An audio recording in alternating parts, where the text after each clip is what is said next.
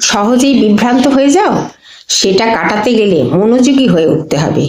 যে কোনো কাজ করলে সেটার দিকে ফোকাস করা উচিত। একসাথে অনেক কিছু করার কথা ভাবলে কখনোই লক্ষ্য পূরণ হয় না। একাগ্রতা থাকা দরকার।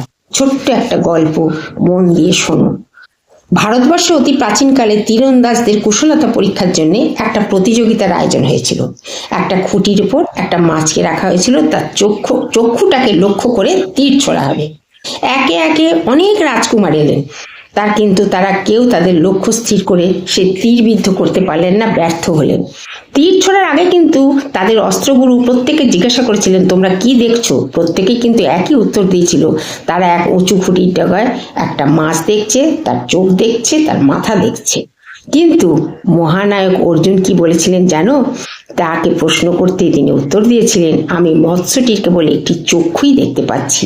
তিনি কিন্তু লক্ষ্য ভেদে সফল হয়েছিলেন। তাই প্রত্যেকটা যে কোনো কাজে তোমার যে লক্ষ্যটি রয়েছে সেই লক্ষ্যটিকে স্থির রাখো এবং তাতে ফোকাস করো এবং মনোযোগী হও।